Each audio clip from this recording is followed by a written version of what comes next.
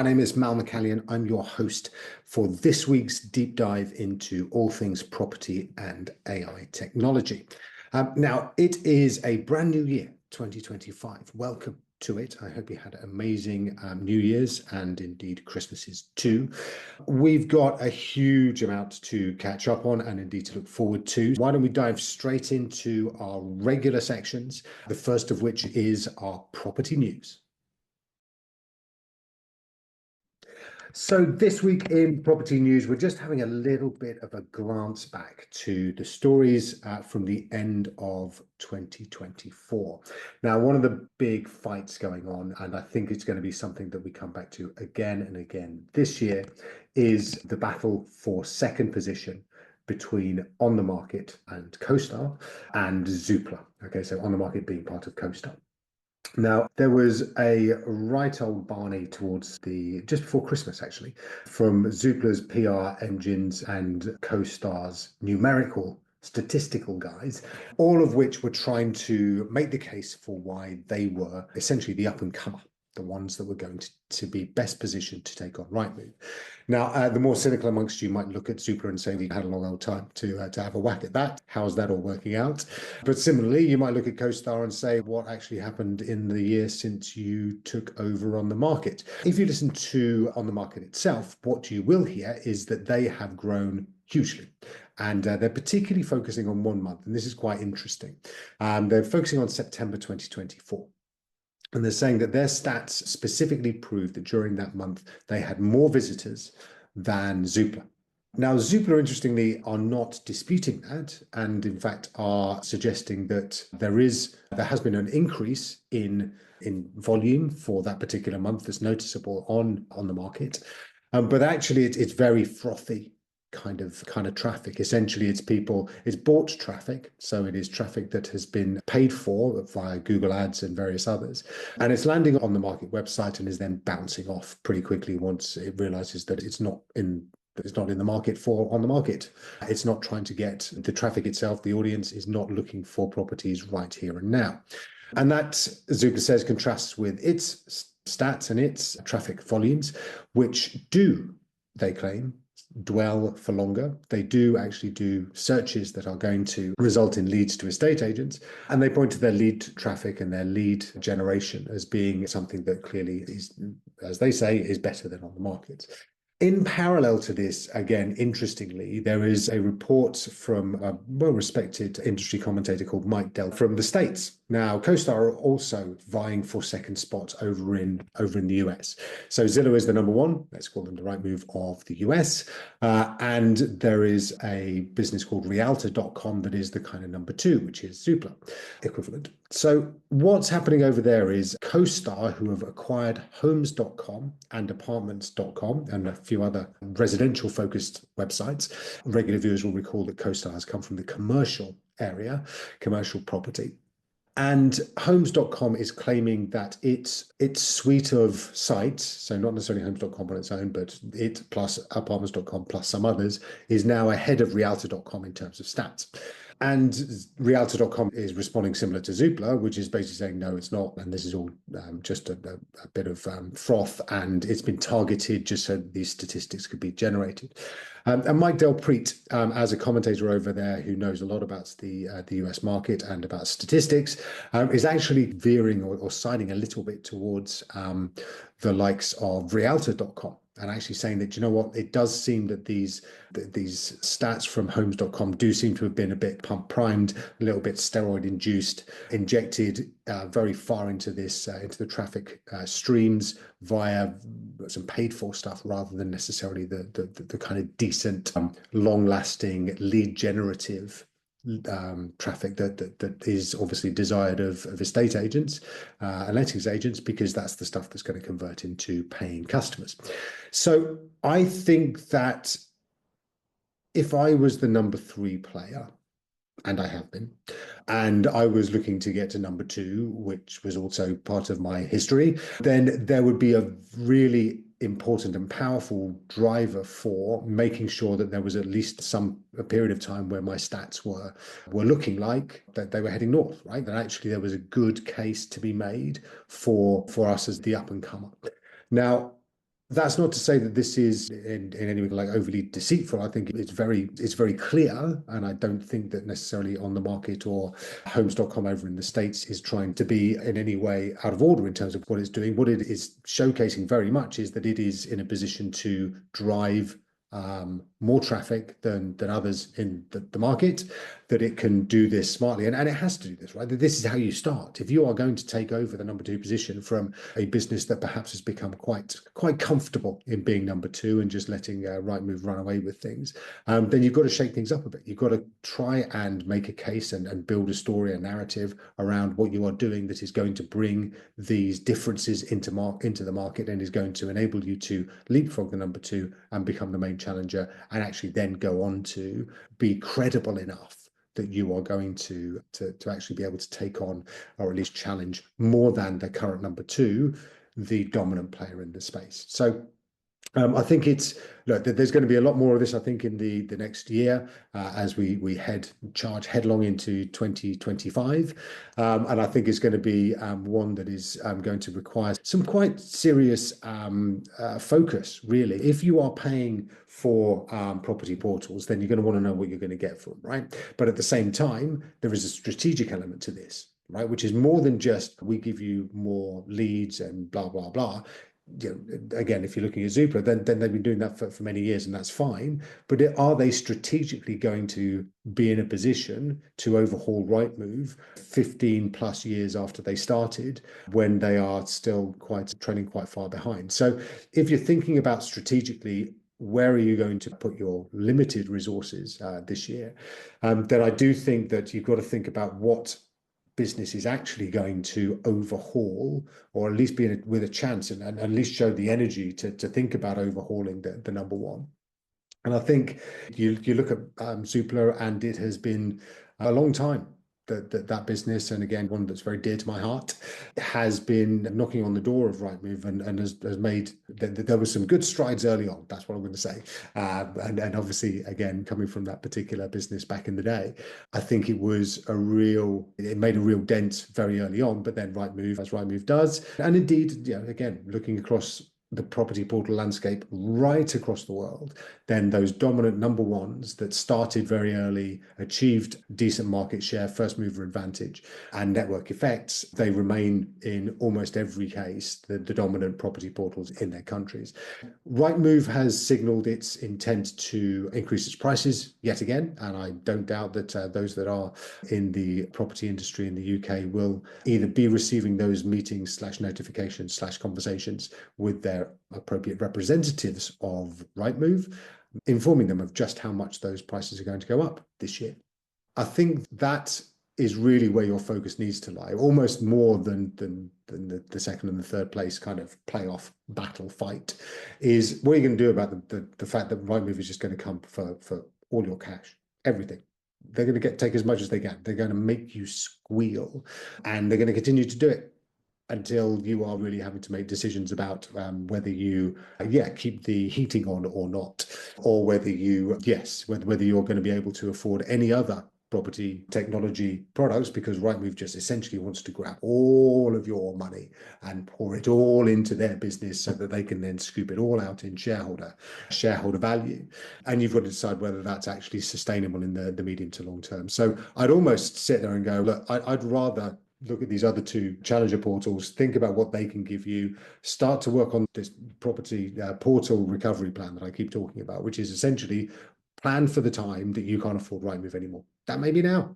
And if it is now, then get planning even faster. But make sure that what you're doing is you are absolutely cognizant of where you're going to be able to put that money that you no longer are spending on Rightmove. And it is likely that these two locations are appropriate. It is also likely that you find yourself with quite a lot more money to invest in other things, and that includes AI, right? AI is coming like a train. It's very important you understand it. Get yourself AI literate. Hopefully things like our webinars at Model Prop can help you. They're free, they're every month. But yes, and indeed, obviously this particular podcast and the newsletter that goes out every Tuesday, do come onto the website and sign up if you like. So look, this is going to be a really important year. Rightmove is going to continue to come and try and take as much money as possible from you. You need to be thinking about what that looks like going into 26, 27, 28, because it is not coming down. So start to get yourself set for that property portal recovery plan. Make sure that you stop talking about Rightmove.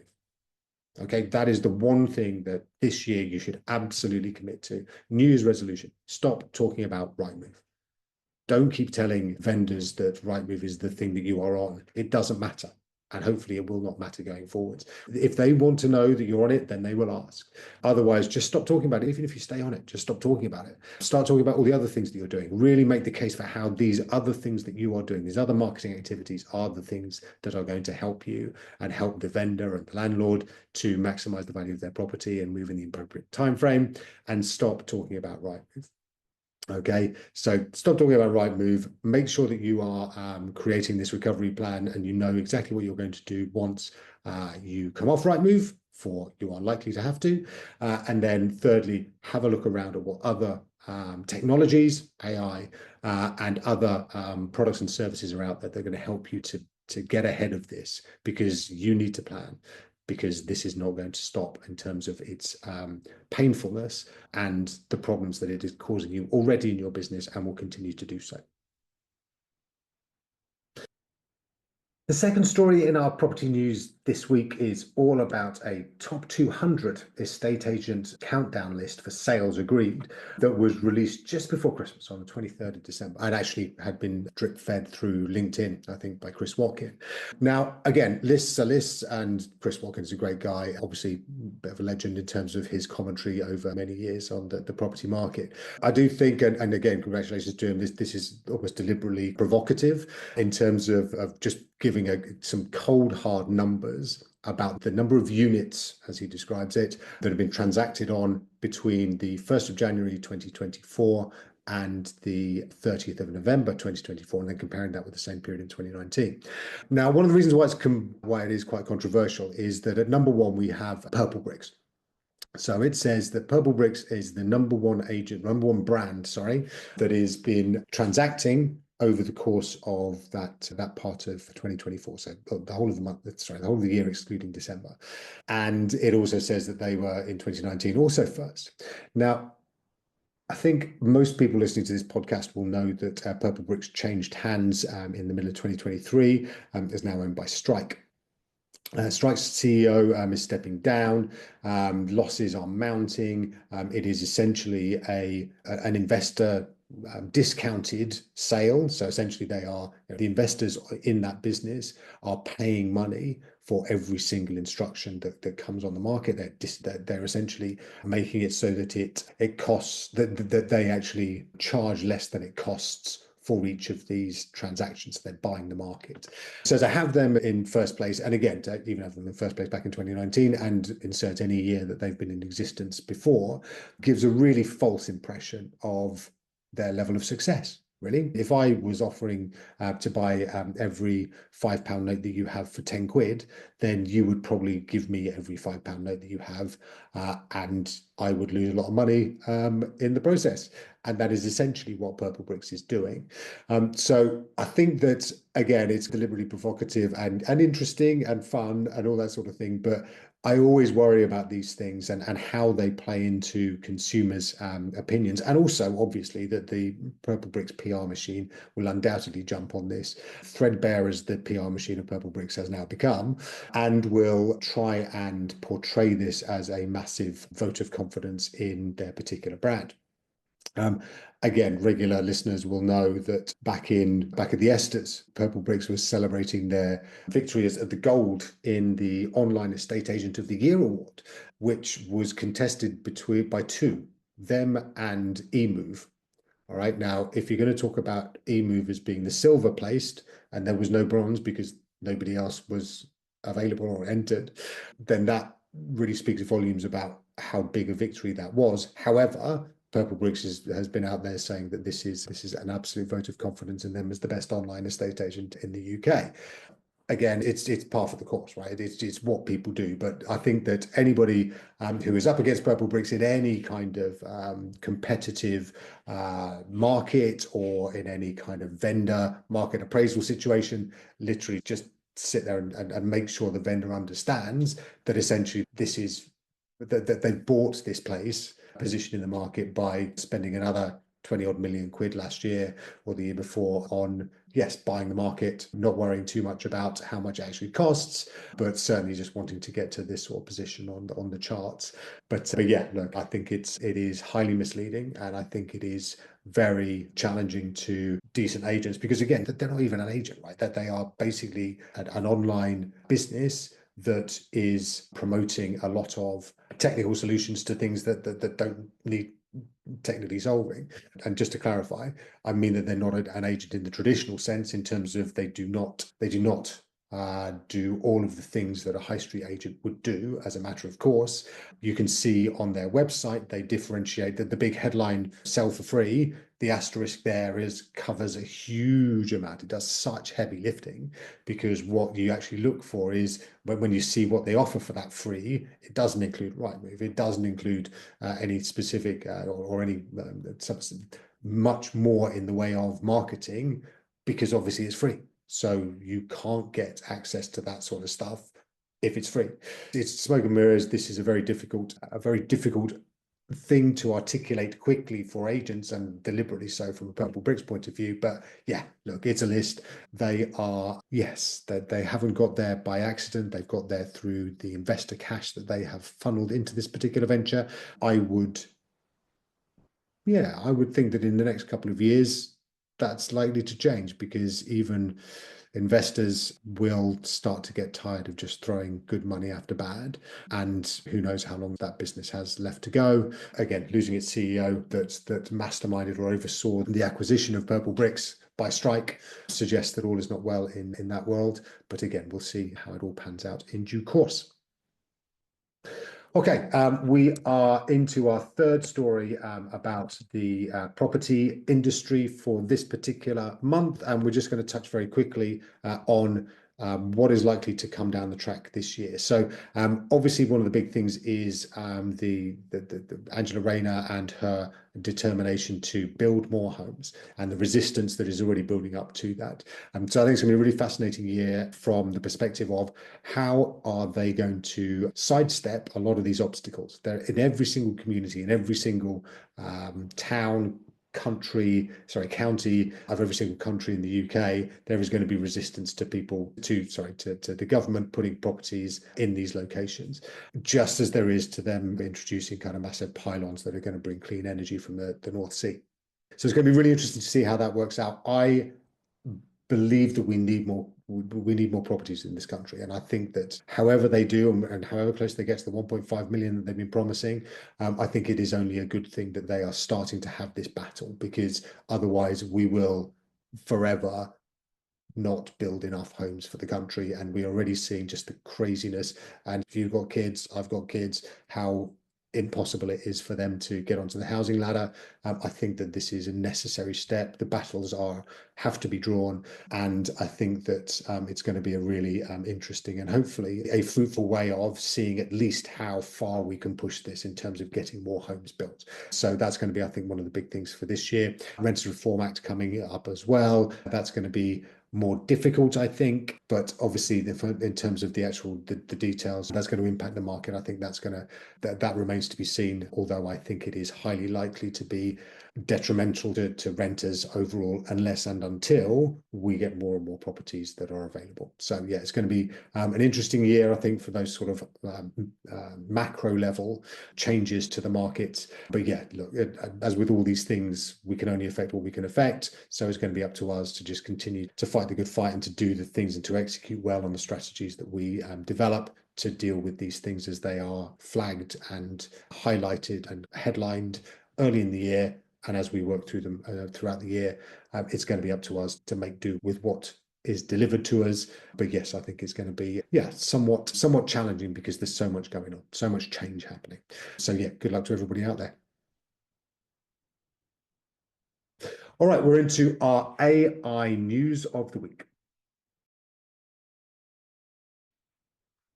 So this week we're just going to catch up a little bit on what happened again in December. So December always seems to be a really manic month for AI, and we had ChatGPT, OpenAI's 12 days of Shipmas, if anybody has been following that, which was 12 announcements that OpenAI made about AI over the run up to Christmas.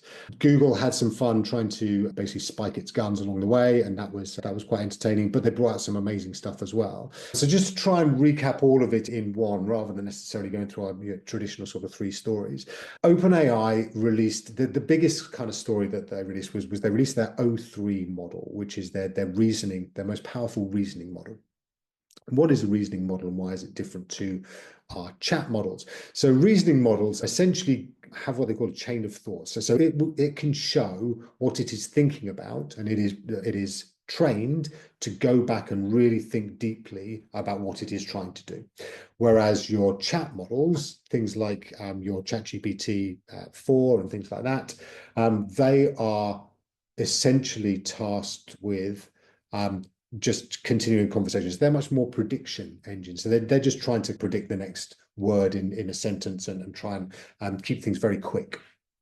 The reasoning models think deeply, and these are going to be the sort of platform for the next generation of AI, and particularly generative AI, in terms of what we are going to be using it for. And it's this movement towards proper intelligence, real intelligence. To date, AI has found it difficult, or generative AI has found it difficult to have, for example, imagination.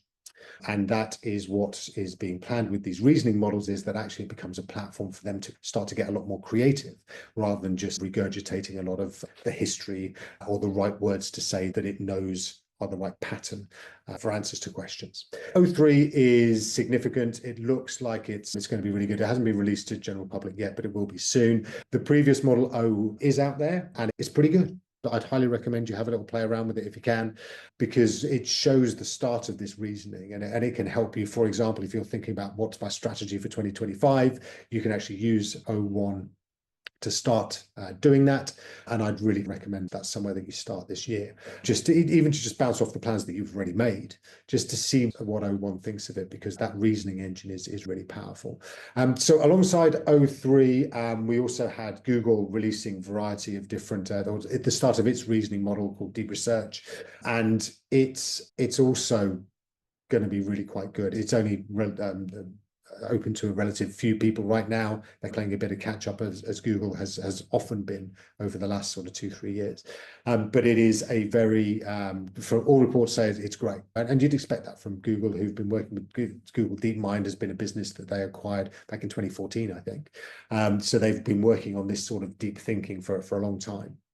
That's really good. But also have a look at Google Gemini 2.0. Now, this is going back to the more conversational, the generative AI, the chatbots, because Google Gemini 2 is really good. And surprisingly so, because Google has spent so long playing catch up and being quite awful at it. If you think back to Bard, which came out in 2023, and that kind of was just so embarrassing. And then they launched their image platform that would reimagine the founding fathers of the US as Native Americans, and various other what was inevitably deemed woke kind of imagery. So they had to pull that, and then they've tied themselves up in knots. And for a business of their size and their data depth, it was really almost excruciating to watch. But now they seem to have got their stuff together. As I say, Gemini 2.0 looks really good. And I'd recommend as well the voice stuff that they do with Gemini. So you can download it onto your phone, have it as an app, and you can chat to it. And that's really interesting. And I'd then compare that with ChatGPT as well. Make sure that you have an understanding of the difference between the two. But yes, it's been a very important month or so in AI. And that's just on the generative sort of text side. The other thing that has really kicked on is the text to video space. Now, OpenAI is one of their days of shipmas. It launched finally Sora, S-O-R-A, Sora AI, which is their text to video model. Now, we've been waiting for this since about February, where they announced it, and it was absolutely mind-blowing. And they showcased some of these different creations that they'd made, and everyone was just freaking out about how great it was. Some 8 months later, it's finally been launched, and almost embarrassingly, it's been overtaken by a number of other products and a number of other kind of services from different providers. Runways is great. Runway ML. They've got various products and services out there that are really great, and we use them here at ModelProp quite a lot. Then Google has launched VEO. It's number 2, which again is mind-blowingly awesome and better, I'd say, than Sora. And there's various things. Picker Labs has also brought out its most recent one, which has some amazing stuff about scene ingredients, where you can essentially give 2 images to it and get them to merge them together. It's incredible. It's amazing. And some of the adverts that it does are just incredible. So what they're bringing down is like some really amazing stuff. Go have a look at all of these different videos, text to videos, or at least think about how you might be using them. Now, one of the things that I think is very true is that the actual business use cases for these are still a little bit sketchy. Whilst we've developed a number of different ways of using it within our processes and flows, I think that for a kind of direct way of building a video out of text, it's not yet ready for brand advertising, for example. It doesn't quite give that believability to enable you to just say to VEO or to Picker that actually this is what I want a video on this, please produce it, and then you can use that as an advert. It's not quite there yet, but it will get better and better over time. So I would encourage you to keep an eye on the space. Obviously, we'll help you and keep talking about it. But yes, there's a lot going on in that space, and it's very, very exciting. So that is our AI news for this week. Just time to talk about our tool of the week.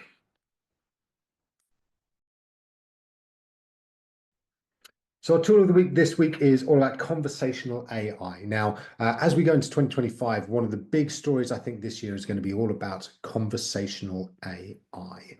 Now, this is where you can essentially get AI to behave as if it is one of your representatives and to understand so much about your business and your areas that you cover, properties that you may have on the market, your team, all those kinds of things. AI is going to be, and we're working hard obviously at ModelProp on this as well. AI is going to understand everything there is to know about you and going to be able to take phone calls from members of the public, potential clients of yours, and direct them to the right space. But do that realistically and do that helpfully and save you and your teams a heck of a lot of time and obviously a lot of money on answering the same questions over and over again. And it will filter out and it will triage some of the kind of initial queries that don't need direct your team to answer, and will then leave them to deal with the more complex ones as it goes through. Conversational AI, if you want to play around with it, go to modelprop.ai. Down in the bottom right corner, you will find a little button that says call. Click on that, ask it some questions about ModelProp, and you can hear the AI, which is me, talking away about ModelProp's services and answering to your questions. You can interrupt it, but it's just the start. It's just so that you can hear the start of what is going to become an increasingly important service resource this year. And again, if you want to find out a little bit more about that, then do get in touch with us here at ModelProp, hi@modelprop.ai.